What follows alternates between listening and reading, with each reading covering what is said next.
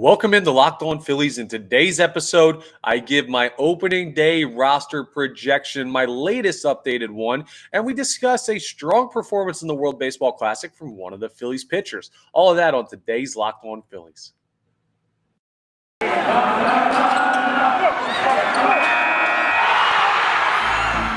You are Locked On Phillies, your daily Philadelphia Phillies podcast. Part of the Locked On Podcast Network, your team every day.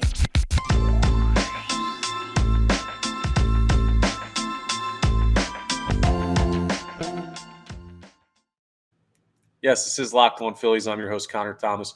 Been talking Phillies baseball for years over on 97.5 The Fanatic on the radio, NBC Sports Philadelphia on the television. Happy to be here with you as your host of Locked On Phillies. I want to thank you for making Locked On Phillies your first listen every single day. We're free and available wherever you get your podcasts.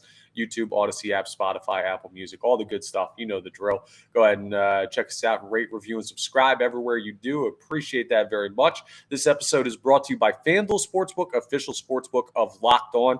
Make every moment more. Visit FanDuel.com/LockedOn today to get started. And today, I'm doing my penultimate, the second to last roster projection for opening day for the Philadelphia Phillies. And some stuff has changed slightly.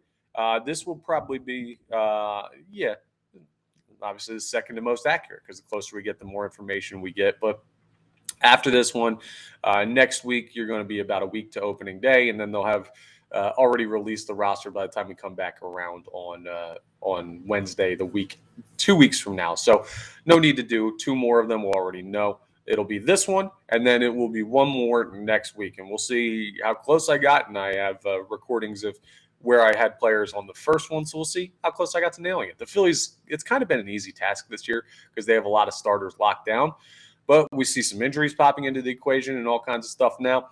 So the waters are getting a little murky. And in today's projection, when we get to the pitchers, I want to tell you a little bit about a guy that I think is making a strong push for the roster.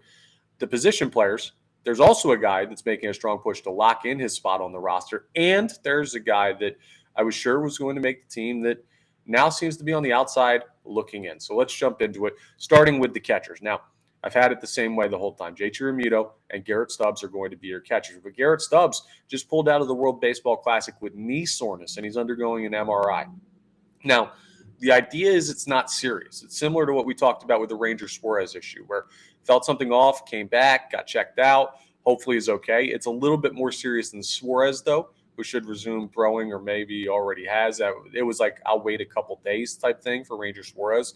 Garrett Stubbs getting the MRI to check and see if anything's going on there. That's a question mark.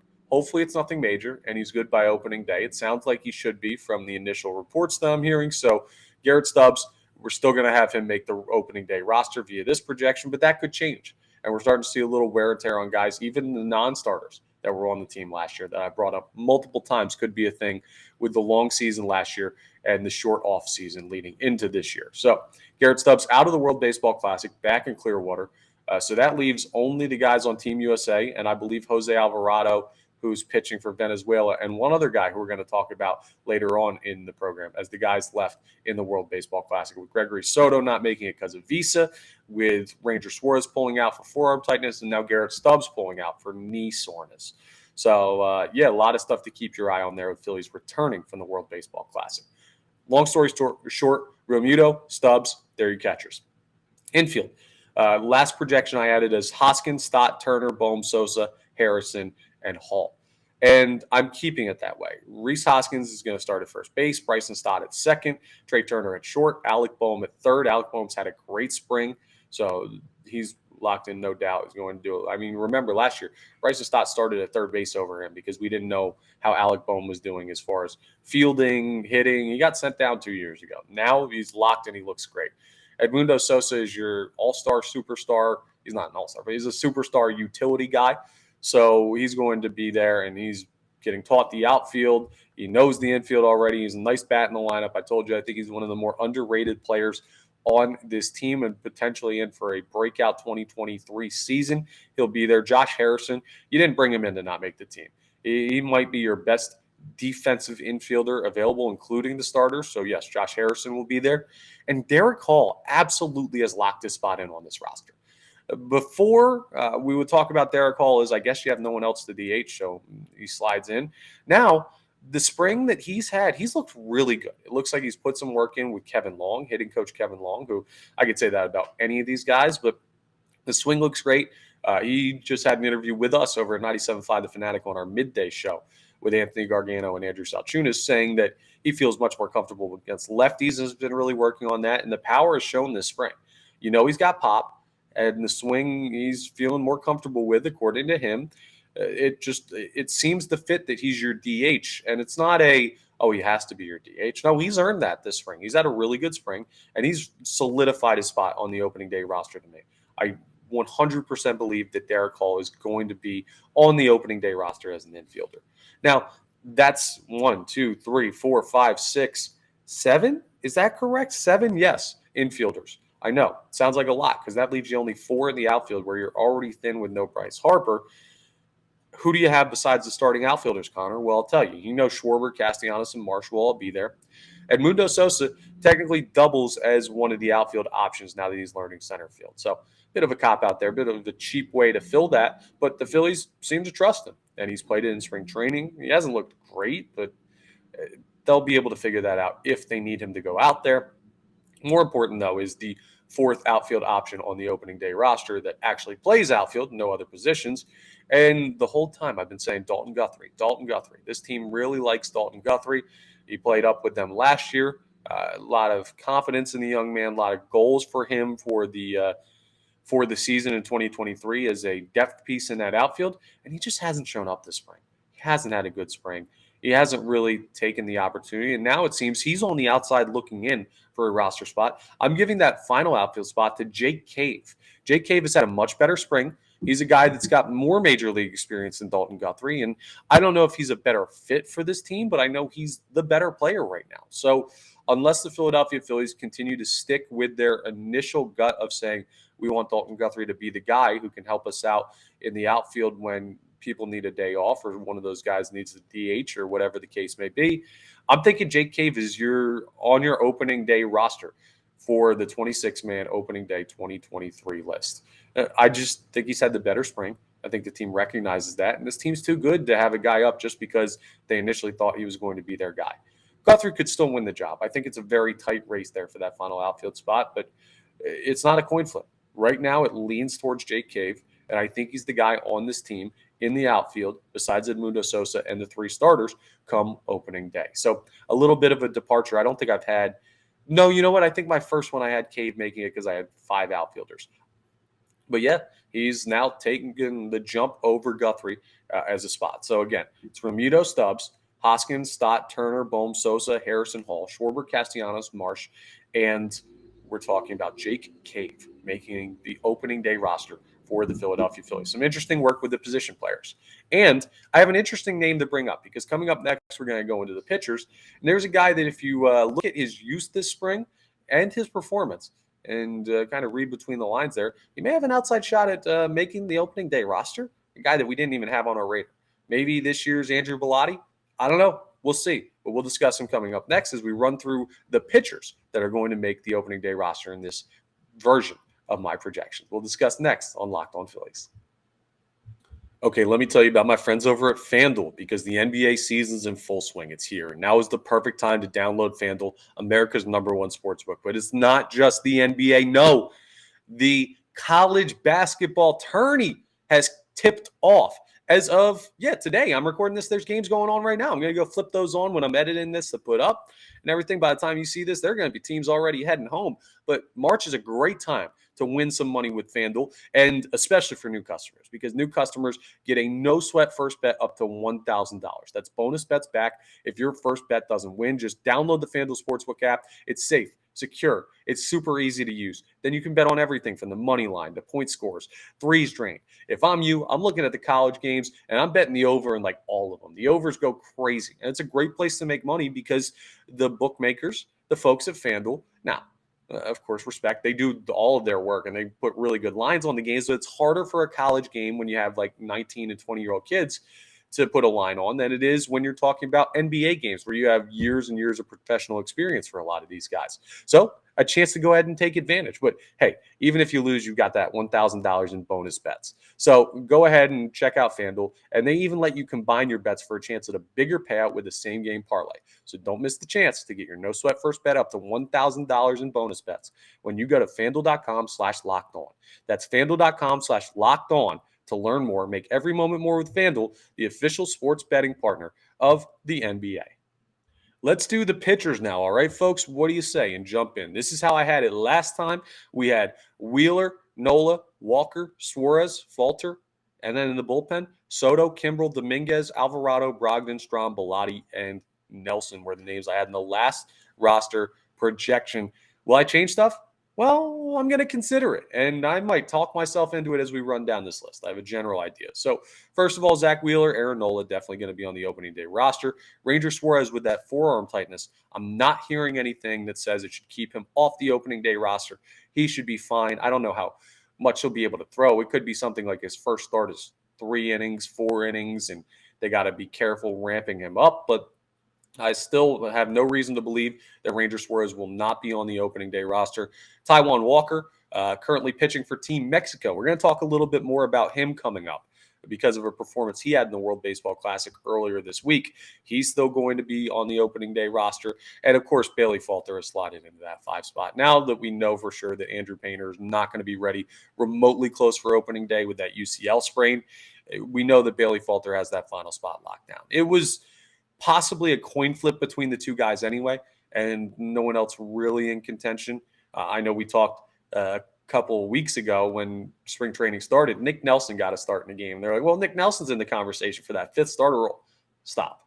No, he's not. Maybe that's what they want you to say if you're the Philadelphia Phillies management, but there's no way Nick Nelson's going to be your 5th starter. It's going to be Bailey Falter. That's your rotation to start the year. And now you have a situation where when Andrew Painter's healthy, he could come up and be a 6th starter for this team. Or maybe the 6th starter has a different option if you need him a little bit sooner than when Painter's ready.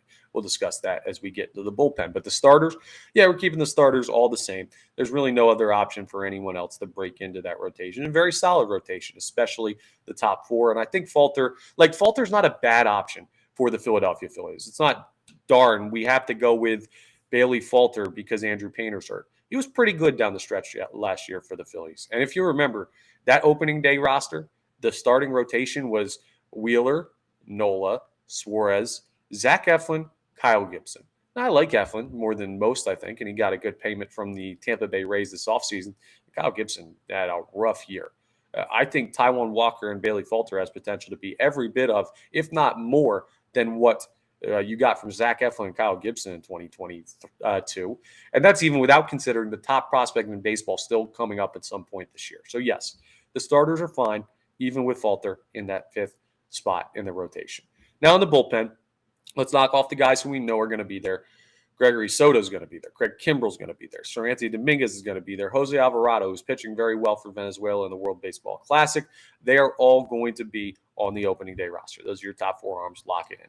Connor Brogdon's done enough to be there. He's good to go. Matt Strahm. You haven't really heard much from him this spring, but he's a guy that you brought in to be on the Major League roster. He's not going to get put in AAA. So he's fine. Andrew Bilotti has also earned a spot on this roster. He was really good for the team last year and hasn't given any reason this spring why he won't be again. So those are your depth pieces. And here's where it gets interesting, right? Nick Nelson is who I had before. And I still think he has the inside track to being the Philadelphia Phillies' final option in the bullpen and the final roster spot on this team. But there's a name that if you've been following Phillies spring training, you've been hearing a little bit. Michael Plasmeyer. He's a guy that started a couple games for them. He keeps getting opportunities. He's looked solid in his opportunities. And if you read between the lines, the Philadelphia Phillies, they're not really giving starts to guys or multiple starts to guys that don't have a good look at being at the major league level this year. They'll throw guys later in games. They want to find out what they are. But the guys that are starting are normally Bilotti, Nelson, Plasmeyer, Falter, and then the starting pitchers, Wheeler, Nola, Suarez, Walker, those guys, Falter. Did I already say Falter? I might have already said Falter. Anyway, you don't really see the Phillies giving the opportunities to other minor league arms that they're giving to Michael Plasmeyer down there in spring training. So what does that mean exactly? Does that mean he's fully jumped Nick Nelson to go ahead and earn a spot on this roster? It's possible. It could also be possible that they do what I initially talked about with Bailey Falter and that you start Plasmeyer in Lehigh. You have him throw on pace to be your sixth starter when you need one, especially with the Andrew Painter injury, when not knowing when he's ready. And then he gets a call up at some point this year. I do think Plasmeyer will throw multiple innings at the major league level, more so than just a pop up and pop back down. But I don't know if it's on opening day yet. He's not quite there for me. I'm still giving it to Nick Nelson because Nelson has that major league experience with this team.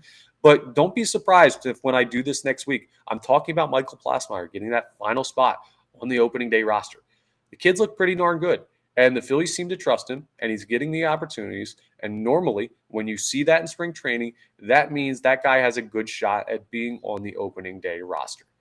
I don't know. I'm just judging on how the Phillies seem to be using him. I haven't heard anyone say anything. I don't really know expressly how they feel about him or how they've voiced what they think about Plasmeyer. I'm just going off of what I've watched and how they're using him. It looks like he could be a guy that they'd be interested in. So that's the final spot in the roster projection for the opening day 26-man roster version. I believe it's 4.0. So let me run through this again. Realmuto and Stubbs are your catchers. Hoskins, Stott, Turner, Bohm, Sosa, Harrison, and Hall are your infielders. Hall locked in now at this point to me. Schwarber, Castellanos, Marsh, and Jake Cave are your outfielders. Cave overtaking Dalton Guthrie for that final outfield spot. Wheeler, Nola, Walker, Suarez, Falter are your rotation. Not necessarily in that order. Suarez will be above Walker, I'd imagine, but we'll discuss that coming up. And then the bullpen is Soto, Kimbrel, Dominguez, Alvarado, Brogdon, Strahm, Bellotti, and Nelson for the time being, with Michael Plasmeyer making a really big push for that final spot. A lot of interesting position battles still to check out in the final couple weeks of spring training. It's going to be fun to see who ends up making the final roster, but that's who I've got for the time being. Let me know in the comments if you totally disagree with anything, if you love what I'm doing as far as putting these guys together. Let me know your thoughts. I'll go ahead and try and get back to everybody who goes ahead and responds today. So, we'll see how you guys feel about it as well. Coming up, though, I want to talk a little World Baseball Classic. We saw a great performance from one Taijuan Walker. Yes, he's pitching for Mexico. He looked really good in the game earlier this week. And I want to talk about what his potential is with the Philadelphia Phillies because he's gotten kind of lost in the shuffle of that rotation and the Painter sweepstakes and who's going to be the fifth guy. Maybe the fourth guy is the most important guy in this rotation. We'll discuss as we wrap up Locked On Phillies. Taijuan Walker was a member of the New York Mets last year and the year before, and then he was with Seattle and Arizona and Seattle before that. Listen, this guy's been around a little bit more than I think we think he has been because he was hiding over there on the West Coast for a while with the Seattle Mariners. But this is a guy who initially made his major league debut back in 2013. He's a vet, and he's a pretty good one at that. I mean, last year, let's just look at the numbers he put up in New York. Last year, 3.49 ERA in 29 games started through 157 innings. Only allowed 143 hits, 63 runs, 61 of those earned. Only gave up 15 home runs, walked 45. I mean, had 132 strikeouts. This is a guy that's a really solid pitcher. Having a 3.49 last year in the NL East with the lineups that were out, oh my goodness, that's impressive. And in 2021, he was an all-star with the New York Mets. Now, he didn't end up having as good of a year. He had a 4.47 ERA, so nearly a full point higher there on the ERA. But this is a guy that I think we look at as a footnote in the rotation behind the trio at the top of Nola and Wheeler and Suarez because we know those guys, right? We've seen them. Well, Taijuan Walker had a really nice performance. I think he had like 8 strikeouts for Team Mexico in the World Baseball Classic. It's just throwing nasty stuff. His movement looks really good. The velocity looks great. And here's another reason why Taijuan Walker is going to be super important to this team. He is the only guy on my current opening day roster projection of the starting rotation. Wheeler, Nola, Suarez, and Falter being the other 4. Walker's the only one who didn't have a deep playoff run. Walker's the only one coming in with a full offseason. He's the guy that's most rested out of these guys. So he might have to be the guy that you count on for dependable, consistent starts to start the year. Not that you're not going to get that out of Wheeler and Nola and Suarez and to a lesser extent Falter, but if there's a guy whose body is most ready for the season in that starting rotation, you can easily make the argument that it's Taijuan Walker because the extra month of rest he got compared to these other guys. So go ahead and take a look at that. But his stuff has looked electric this spring. I think I even undervalued how good this guy is. And this rotation looks even better if he's an all-star caliber pitcher again this year. Could you imagine that? The Phillies have 4 all-star caliber guys. Bailey Falter, who's pretty darn good in a 5th role, and Andrew Painter, the top pitching prospect in baseball, waiting in the wings once he gets healthy. That's a damn good rotation, and we already knew it was a good one. Coupled with this lineup, man, Dude, I look at this. I haven't done this yet, but we're going to in the coming week or so. I'll give you my projection for Philadelphia Phillies win totals. And every single day I talk about this team. Maybe I'm, take it for what it's worth, maybe I'm just talking myself into it. But every single day I talk about this team. I talk myself into them being better and better and better. And maybe that's just hashing out exactly how we should feel about the Philadelphia Phillies. Remember, last year, I projected their win total on the nose. 87 wins. 87 was the projection for your boy here on Locked On Phillies ahead of the season. So I nailed that one. And I'm definitely feeling upwards of 90 wins this year. So we'll discuss exactly where I have them as far as win total wise and how that's shifting. I also said they're a locked playoff team last year. I was saying that the whole way through because the guys are talented enough to. They're a locked playoff team again this year. So I had a pretty good pulse on the team last year, and I'm feeling even better about this year's squad, and that's a good thing considering last year's team was 2 wins away from the World Series. And Taijuan Walker, I think he's going to surprise a lot of people if you're not familiar with how good he is on the mound. That's all for today's Locked On Phillies. I want to thank you for making Locked On Phillies your first listen every day. We're free and available wherever you get your podcasts. Now I want you to make your second listen to folks over at Locked On Fantasy Baseball. You got to get that draft set up. You got to get that all squared away. You can win your league by listening to Matt and Dom every day as they bring you the best fantasy draft strategies. Find Locked On Fantasy Baseball wherever you get your podcasts and on YouTube, part of the Locked On Podcast Network, your team every single day. So go ahead and check them out. Again, that's all for Locked On Phillies. Thank you for being along for the ride today. We'll be back with you tomorrow for our next episode. In the meantime, make sure you're rating, reviewing, subscribing to YouTube, checking that out, and leaving 5 stars where you listen on podcasts. It significantly helps me when you hit the little subscribe button. It costs you nothing. It takes enough time. You get notifications when we post new content. It's a win-win for everybody. So if you could do that, I much appreciate it. And I will talk to you next time on the next episode of Locked On Phillies.